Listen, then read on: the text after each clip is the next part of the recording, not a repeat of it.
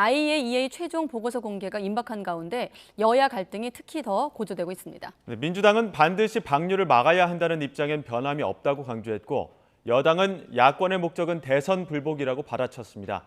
국회 취재기자 연결합니다. 박기환 기자. 네, 국회입니다. 네, IAEA 사무총장이 잠시 뒤에 이제 일본의 최종 보고서를 전달하게 될 텐데 여야 분위기도 전해주시죠. 네, 후쿠시마 원전 오염수 방류를 두고 치열한 신경전을 벌여온 여야의 갈등이 오늘 IAEA의 최종 보고서 공개를 앞두고 고조되고 있습니다.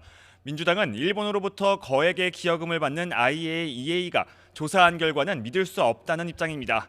이재명 대표도 최종 보고서와 관계없이 오염수 방류를 막아야 한다는 방침에는 변함이 없다고 말했습니다.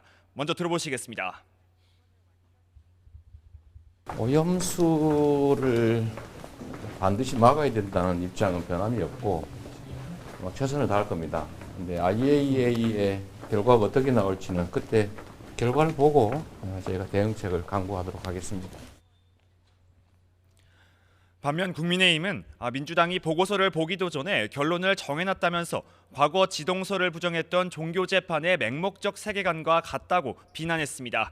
그러면서도 최종 보고서를 토대로 추가 검증하겠다며 후쿠시마산 수산물 수입은 국민이 안심할 때까지 10년이고 100년이고 금지할 것이라고 강조했습니다. 이어서 들어보시겠습니다. 마치 지동설을 주장했던 갈릴레이에게 유죄를 선고했던 중세 종교재판의 맹목적 세계관을 보는 것 같습니다. 야권의 목적이 대선 불복에 있음을 명확히 보여줍니다. 일단 여야는 IAEA의 최종 보고서가 나온 뒤 후속 대응에 나설 것으로 보이는데요. 국민의힘은 정부의 조치부터 지켜보겠다는 방침이지만 민주당은 내일 긴급 의원총회 등을 열고 대응책을 논의할 예정입니다. 여야 쟁점 법안도 살펴보겠습니다. 오늘은 민주유공자법이 다시 논의되죠?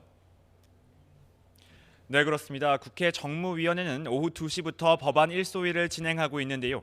지금은 금융위소관 법안부터 논의하고 있는데 특히 여야 입장이 엇갈린 민주유공자법에 대한 논의가 어디까지 진행될지 주목됩니다. 민주화를 이끈 유공자와 유족에게도 지원이 필요하다는 민주당과 달리 국민의힘은 지원 대상 범위에 친북단체와 민간인 고문 사건 등이 포함되어 있다며 반대하고 있습니다. 이와 별개로 기획재정위원회도 국가재정준칙 심사에 들어갔습니다. 국가 채무 비율 상한을 정해 재정 건전성을 유지하기 위한 법안인데요. 국가부채를 안정적으로 관리해야 한다는 국민의힘과 추가 경정 예산을 편성해 취약계층을 지원해야 한다는 민주당의 입장이 엇갈리고 있습니다. 지금까지 국회에서 YTN 박견입니다.